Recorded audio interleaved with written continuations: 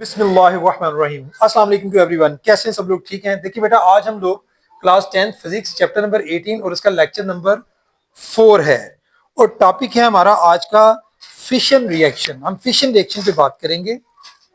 Fission reaction क्या होता है जी? फिशन रिएक्शन बेसिकली क्या होते हैं कि इसमें हम लोग जो है कोई बड़ा, हमारे पास बड़ा एटम होता है, मतलब समझ लें कि बड़ा एलिमेंट होता है, जस्ट लाइक जैसे यूरेनियम है, उस पर हम न्यूट्रॉन की बम्बार्डमेंट करते हैं और बम्बार्डमेंट करने से हम उसको समझ लें कि ये हमारे पास कोई न्यूट्रॉन है, ये मैंने एक बनाया है, ये यूरेनियम एटम है। हमने इस पर क्या किया है, ये न्यूट्रॉन की बम्बार्डमेंट की है। न्यूट्रॉन की बम्बार्डमेंट करने से हम इसको ब्रेक डाउन कर लेते हैं। ये जो हमारा यूरेनियम एटम होता है, यानी 92 एंड 235, ये इसका मतलब एटॉमिक नंबर, एटॉमिक मास, ये जो है आगे ब्रेक डाउन होता है। यूरेनियम जो है एक न्यूट्रॉन की बम्बार्डमेंट से पहले तो ये जो न्यूट्रॉन है, ये इसके अंदर न्यूट्रॉन शामिल होता है।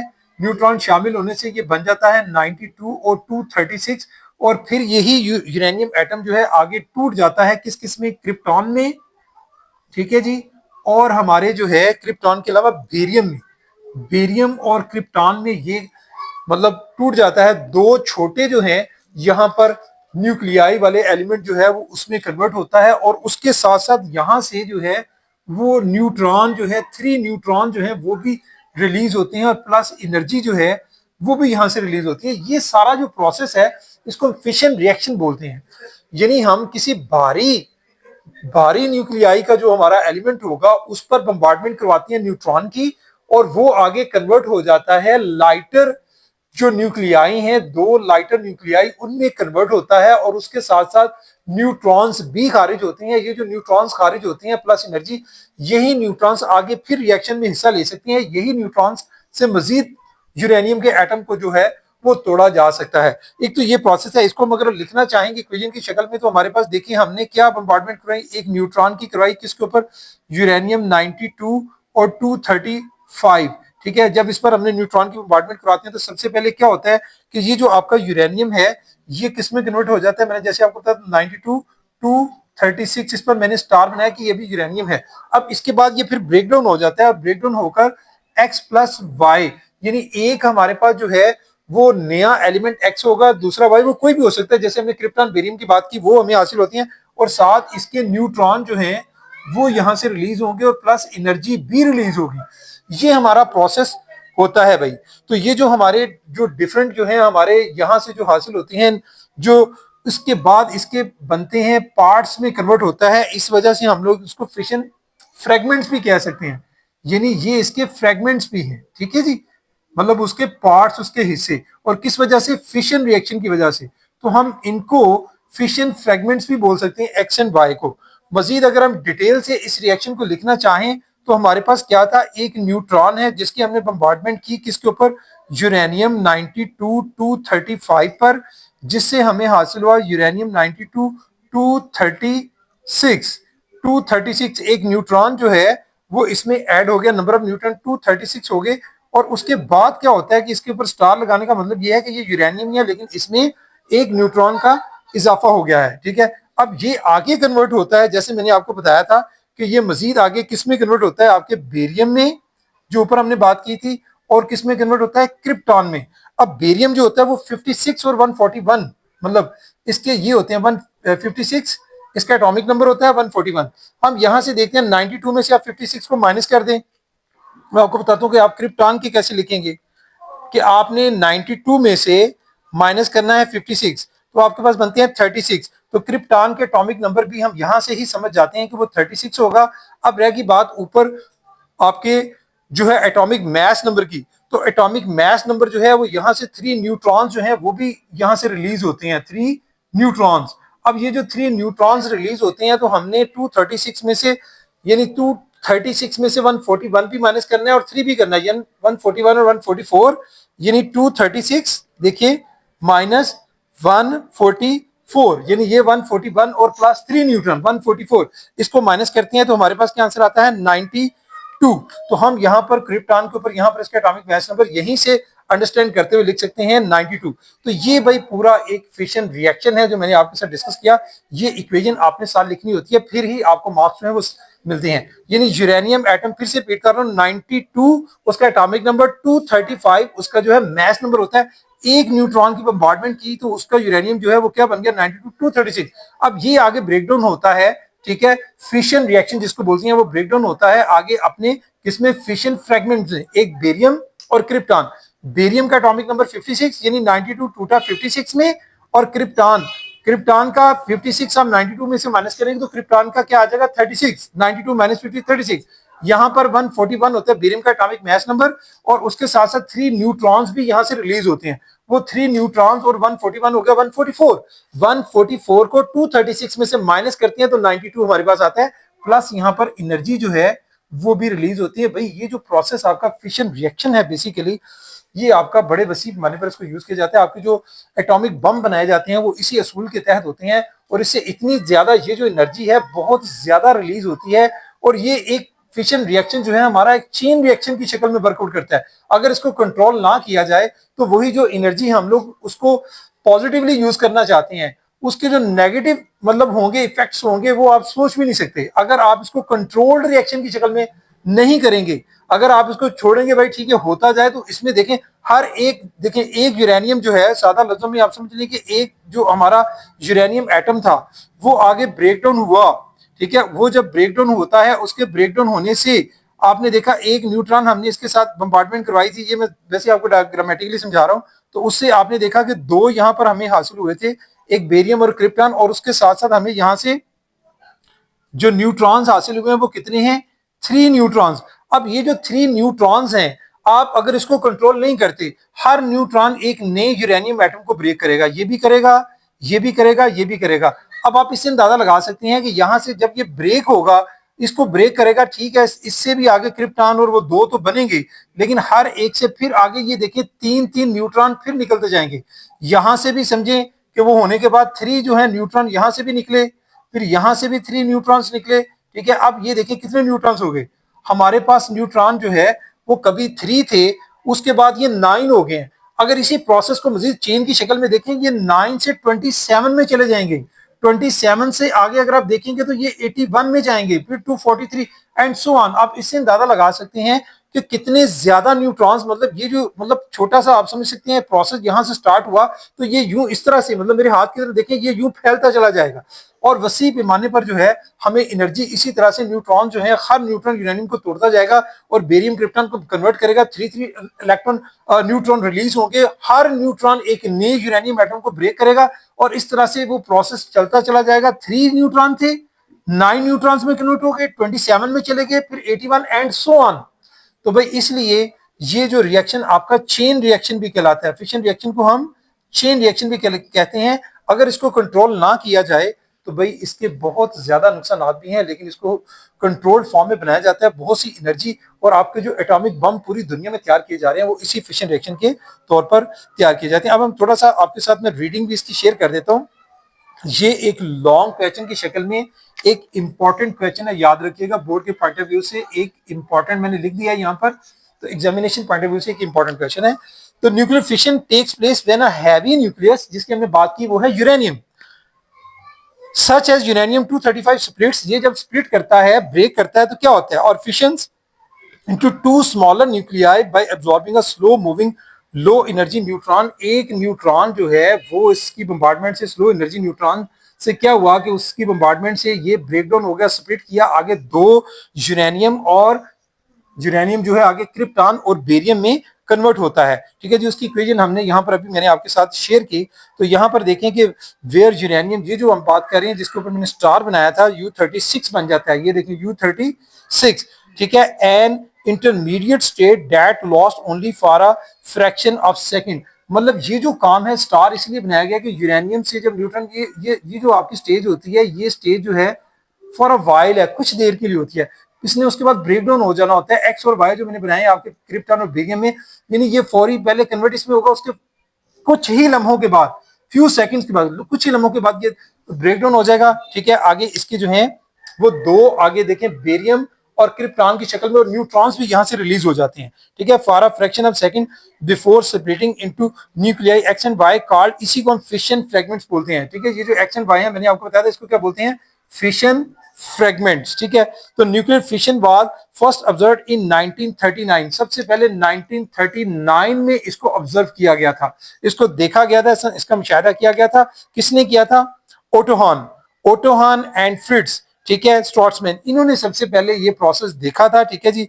The uranium nucleus was split into two nuclear nearly equal fragments after absorbing a slow moving low energy neutron. The process also resulted in the production of typically 2 or 3 neutrons पर fission event. मैंने 3 लिखे हैं, जरूरी नहीं है कि 3 हो, बाद में 2 भी रिलीज हो सकते हैं, ठीक है जी। On the average 2.47 neutrons are release per event as represented by expression, यानी 2.47 जो है वो एवरेज बनती है, तो करीब करीब आप समझ सकते हैं कि 3 न्यूट्रॉन्स ही बन जाते हैं, ठीक है। बाकी वो इक्वेशन मैंने आपके साथ शेयर कर दी, बुक पर भी वही लिखी हुई है। In nuclear fission the total mass of the products is less than the original mass of the heavy nucleus. देखिए ये अगर इनका टोटल मास हम चेक करेंगे, यहाँ पर जो मैंने आपकी इक्वेशन लिखी, ये टोटल मास, इसको प्लस करें और इसको प्लस करें तो यूरेनियम का जो 235 है उससे वो लेस होता है। उसकी रीजन क्या होती है, उसकी रीजन ये होती है कि यहाँ से कुछ न्यूट्रॉन जो है वो अलग से भी रिलीज होते हैं, ये वजह होती है इसकी, ठीक है जी। In nuclear fission, the total mass of products is less than the original mass of the heavy nucleus. तो measurements showed that about 200 MeV, ठीक है, मिलियन इलेक्ट्रॉन वोल्ट। ये जो MeV है ये किसका एब्रीवेशन है, मिलियन इलेक्ट्रॉन वोल्ट। इतनी एनर्जी जो है यहां से रिलीज होती है, million electron volt. Electron volt जो है वो आपकी इसका यूनिट है, रेडिएशंस के लिए यूज करते हैं, M, capital M for million, यानी मिलियन इलेक्ट्रॉन वोल्ट एनर्जी जो है वो रिलीज होती है इन फिशन इवेंट। तो this is large amount of energy relative to amount of release in chemical processes. For example if we burn 1 ton of coal, 1 ton कोयला, यानी अगर आप जलाते हैं ना तो उससे जो एनर्जी हमें हासिल होती है 3.6 multiply by 10 to raise power 10, 10 to raise power 10 joule. ये किससे जी, 1 टन ऑफ कोल, यानी अगर आप 1 टन ऑफ कोल जो है उसको जलाती हैं, कोयले को, तो इतनी। लेकिन इसकी निस्बत अगर आप सिर्फ, ये टन की बात हो रही है, सिर्फ 1 किलोग्राम यूरेनियम जो है इस प्रोसेस में, न्यूक्लियर फिशन में, उससे जो है 235 से कितनी रिलीज हो रही है, 6.7 multiply by 10 to raise power 11, यानी अंदाजा लगा सकते हैं ये 1 किलोग्राम यूरेनियम से, ये 1 टन कोल से, तो उससे भी ज्यादा 1 किलोग्राम यूरेनियम जो है वो हमें एनर्जी जो है वो प्रोवाइड कर रहा होता है, ठीक है जी। We have seen that neutrons are emitted when uranium 235 undergoes fission. These neutrons can in turn trigger other nuclei to undergo fission with the possibility of a chain reaction. जैसे मैंने आपको समझाया कि यहाँ से जितने इलेक्ट्रॉन्स, जितने न्यूट्रॉन्स रिलीज होते हैं इस रिएक्शन में, वो हर न्यूट्रॉन एक ने पकड़ता है यूरेनियम एटम, बड़े न्यूक्लियाई को, उसको ब्रेक करेगा, उसके भी आगे, और मतलब हर एक पकड़ेगा, फिर जितने फिर न्यूट्रॉन रिलीज होंगे, फिर हर एक न्यूट्रॉन जो है वो ने यूरेनियम एटम को, इस तरह से ये रिएक्शन चेन रिएक्शन की शक्ल जो है वो अख्तियार कर लेता है, ठीक है जी। तो calculation show that if the chain reaction is not controlled, जो मैंने आपको बताया कि अगर इस रिएक्शन को कंट्रोल नहीं किया जाता तो क्या होगा, it will proceed to rapidly and possibly results in the sudden release of an enormous amount of energy and explosion, और एक बहुत बड़ा धमाका होगा जिससे बहुत ज्यादा तबाही हो सकती है। तो this fission chain reaction is controlled in nuclear reactors. लेकिन हमारे जो न्यूक्लियर रिएक्टर्स होती हैं उसमें इस सारे रिएक्शन को कंट्रोल फॉर्म में किया जाता है, जैसे मैंने आपको बताया। Nuclear reactor provides energy for useful purposes, और ये जो एनर्जी यहाँ से रिलीज होती है उसको डिफरेंट मुफीद कामों के लिए उसको इस्तेमाल किया जाता है। In this sort of self sustained reaction extra neutrons liberated in fission reactions are absorbed using some material to slow down the chain reaction। मतलब जहां से देखिए न्यूट्रॉन्स हमें जितने चाहिए होते हैं ना, हम कुछ न्यूट्रॉन्स को कंट्रोल्ड रिएक्शन में बेसिकली काम ये होता है कि इन न्यूट्रॉन्स को हम लोग जो है वो कंट्रोल कर लेते हैं, सारे यूटिलाइज नहीं होने देते। इस तरह से ये जो मतलब स्लो मूविंग न्यूट्रॉन्स होते हैं, आगे वो अगर 9 है तो हमें जितने चाहिए हम बाकियों को जो है वो उसमें से खत्म कर देते हैं, जितने चाहिए वो आगे फिर मजीद यूरेनियम पर वर्कआउट करते जाते हैं। मतलब ये नहीं है कि 9 से 81 से मतलब नेक्स्ट वन होता है, इस सिलसिले को हम कंट्रोल कर लेते हैं। जितने न्यूट्रॉन्स हमें रिक्वायर्ड हैं कि आगे रिएक्शन में हिस्सा लें, उतनों को हम लोग रिएक्ट करने देते हैं, बाकियों को हम लोग स्टॉप डाउन कर देते हैं, स्लो डाउन कर देते हैं। ये था भाई हमारा प्रोसेस जो है किसके बारे में, न्यूक्लियर फिशन के बारे में। और ये एक जो है इंपॉर्टेंट टॉपिक है फिशन रिएक्शन। इसके बाद जो टॉपिक है वो भी एक इंपॉर्टेंट टॉपिक है, लेकिन वो शॉर्ट क्वेश्चन में ज्यादातर आता है, वो है फ्यूजन रिएक्शन, वो भी एक इंपॉर्टेंट टॉपिक है।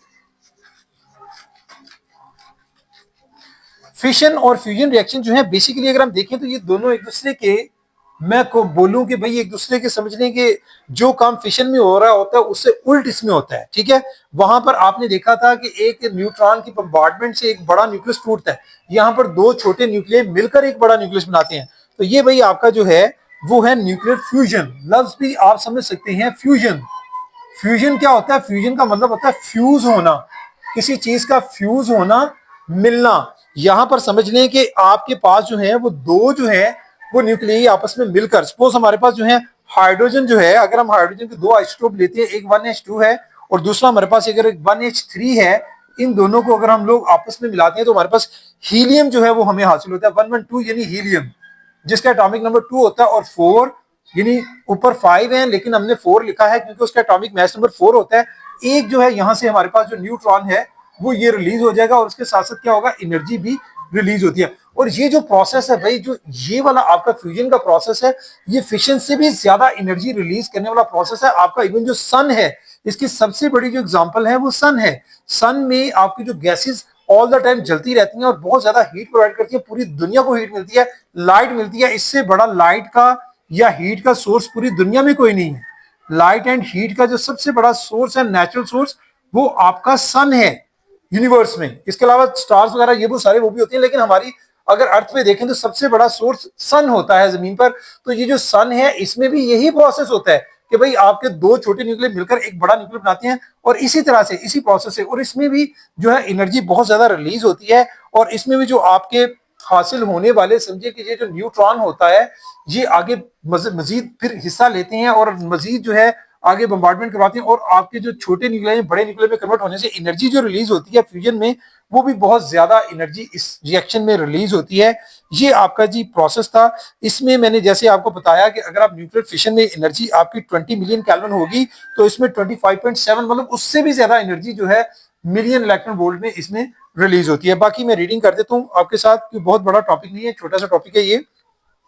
डेफिनेशन में क्या है, यही आप इससे समझ सकते हैं कि व्हेन टू लाइट न्यूक्लियाई, ये दोनों लाइट न्यूक्लियाई हैं, ठीक है, आइसोटोप्स ऑफ हाइड्रोजन है, ठीक है, उन दोनों को अगर हम मिलाकर क्या करते हैं, light nuclei combine to form a heavier nucleus, इनसे भारी न्यूक्लियस बनाए, तो फिर क्या होता है, the process is called nuclear fission कहलाता है। Nuclear fusion, nuclear fusion word याद रखना, ये फ्यूजन है, पीछे हमने जो पढ़ा था वो फिशन था।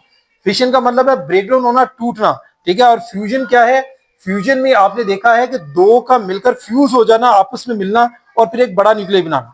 The mass of the final nucleus is always less than the masses of the, वहां पर हमने क्या बोला था कि जो यूरेनियम का आपने देखा था मैस जो था वो उससे जो बनने वाले दोनों का टोटल किया था वो कम था, लेकिन यहां पर अगर इन दोनों का जिनसे वो बन रहा है उनका अगर मैस देखें वो ज्यादा है जिनसे बन रहा है, और जो हासिल हो रहा है निकले वहां उसका मैस नंबर जो है वो कम है, बनने वाले का कम है, वहां जो बनाने जिससे बन रहा था उससे ज्यादा था।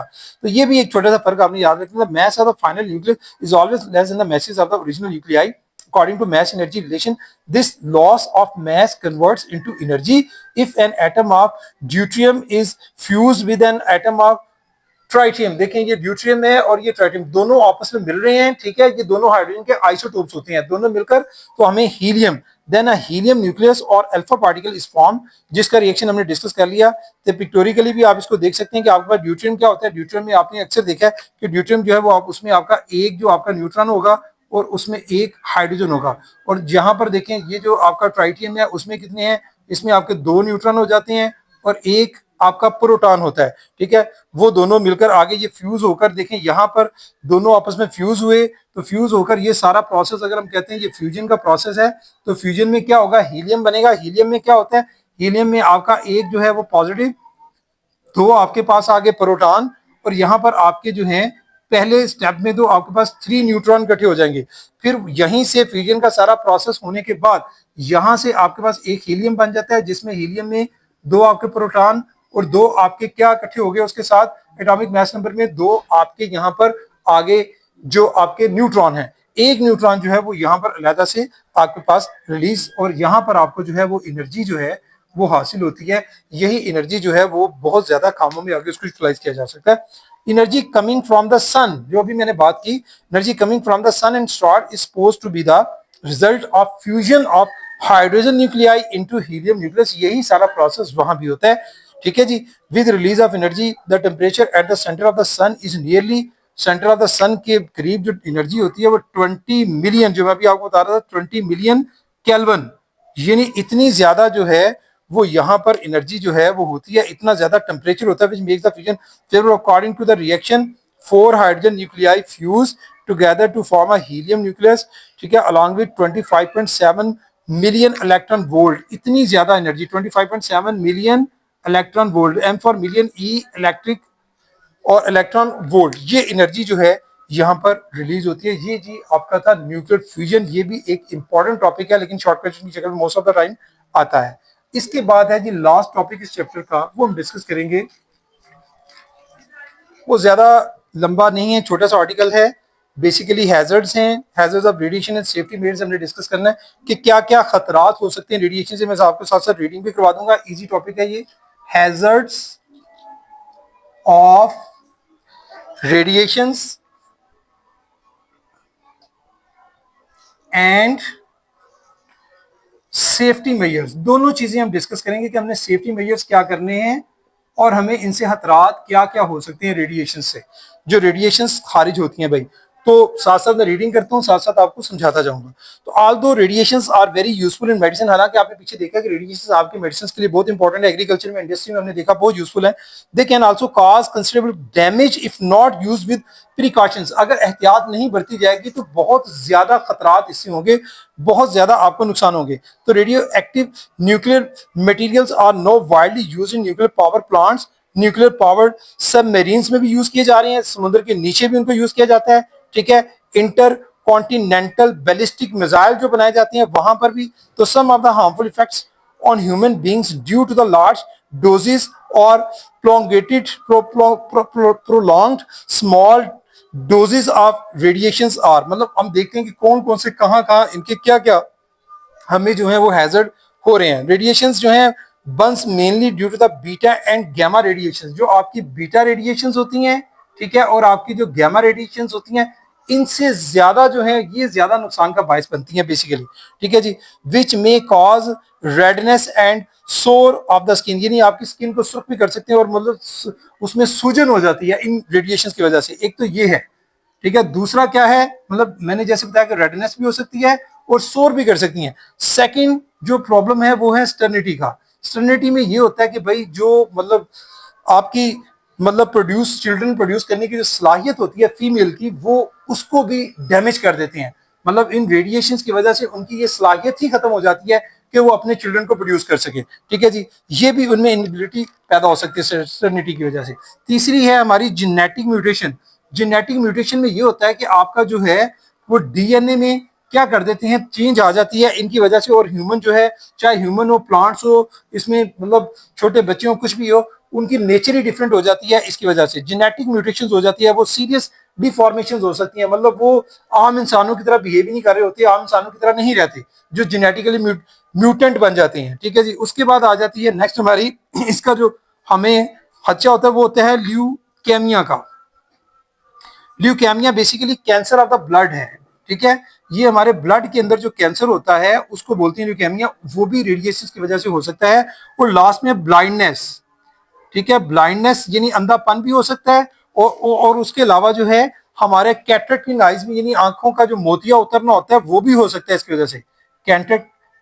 कैटरेक्ट इन आइज ये भी प्रॉब्लम हो सकता है, और ब्लाइंडनेस भी, अंधापन भी रेडिएशन की वजह से हो सकता है। ये तो वो सारे थे हैजर्ड्स। अब इनके सेफ्टी मेजर्स की तरफ आते हैं कि हम लोग जो है सेफ्टी मेजर्स को कैसे जो है वो कैसे हम लोग सेफली इनको यूज कर सकते हैं। एक छोटा सा पहले मैं आपको साथ शेयर कर दूं, ये ड्यूरिंग द न्यूक्लियर एक्सीडेंट है, मतलब हुआ था चेर्नोबिल रशिया में, ठीक है। तो क्या हुआ था, the explosion of the nuclear reactor melted through a few metres thick concrete housing, ठीक है। This cause a massive destruction, मतलब बहुत बड़ी तबाही हुई थी इससे। अब local community and also contaminated vegetation and livestock in the large surrounding area, बहुत सा उसके कुर्बजवार का एरिया जो था वहां पर जो लिव स्टॉक्स है, मतलब जानवर वगैरह थे, मवेशी वगैरह जिनको हम कहते हैं, उनको नुकसान पहुंचा था। उसके साथ साथ वो जो जमीन थी जहां पर हम लोग वेजिटेशन फसलें वगैरह काश्त करते हैं वो बेकार हो गई थी, वहां पर आज तक जो है वेजिटेशन नहीं हो सकी। तो millions of dollars were lost as the contaminated vegetable and livestock had to be destroyed because we cannot detect radiation directly. We should strictly follow safety measures even when the radioactive sources are very weak. हमें जो है कुछ safety measures जो है वो use करना होती है जब भी हम जो रेडिएशन से हमारा वास्ता पड़ता है। तो उसके लिए हमें सबसे पहले तो मैं बात करता हूँ, ये जो टोंग्स होते हैं, मतलब टोंग्स हो या फोर्सेप्स हो, इनको यूज किया जाता है। टोंग्स और फोर्सेप्स ये आपकी चिमनियां वगैरह जो होती हैं उनके साथ आप ऐसी चीजों को यूज करें पकड़ने के लिए। उसके अलावा आपके रबर ग्लव्स होते हैं, रबर ग्लव्स वियर करने चाहिए, मतलब इनको यूज करते हुए आपने हाथों पे ग्लव चढ़ाने चाहिए, रबर ग्लव। और जब आप इनसे इनसे रेडियो एक्टिव एलिमेंट से के हवाले से आपकी जो काम है जैसे फिनिश करती हैं, तो उसके बाद आपको हर दफा जो है अपनी हैंड को वॉश करना होता है, ठीक है। हैंड वॉशिंग भी जरूरी है हर दफा। तो ये जो है आपकी प्रिकॉशंस जो है। इसके अलावा और जितने भी रेडियो एक्टिव आप स्टोर करती हैं उसके लिए आप लोगों को थिक लेड कंटेनर्स यूज करने हैं। थिक लेड कंटेनर्स मतलब लेड के बने हुए हों और मोटे मोटे से हों, क्योंकि लेड जो होता है वो बहुत ज्यादा रेडिएशन को अपने अंदर से गुजरने की सलाहियत नहीं देता। तो थिक लेड जो है वो कंटेनर्स जो है वो यूज करें, उनके अंदर इनको स्टोर करें ताकि आप लोग जो है इससे महफूज रह सकें। और आपने कभी भी जो है वो जो रेडियो एक्टिव को एलिमेंट्स को आपने किसी की तरफ उसको पॉइंट आउट नहीं करना, मतलब फेंकना नहीं किसी की तरफ, मतलब इस तरह से नहीं करना। वो जो पॉइंट आउट आप करते हैं उसकी किसी भी रेडियो सोर्स को किसी पर्सन की तरफ, तो उसको भी अच्छा खासा नुकसान हो सकता है। ये भी आपके सेफ्टी मेजर्स में आता है।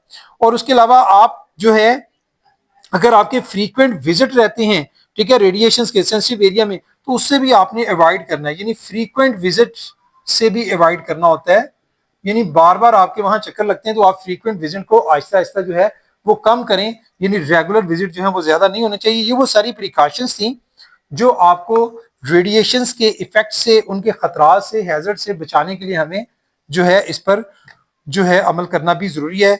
तो भाई ये था आपका लास्ट टॉपिक इस चैप्टर का। तो बेटे बात वही है, चैप्टर्स को अंडरस्टैंडिंग तक ठीक है, लेकिन उसके बाद आपने इसकी अंडरस्टैंडिंग के साथ साथ प्रॉपर जो है वो रीडिंग और लर्निंग, फिर प्रेपरेशन फेज की तरफ जाना होता है। तो भाई यही आपको मेरा मैसेज है कि अच्छे से प्रिपेयर करें। Thank you very much. अस्सलाम वालेकुम।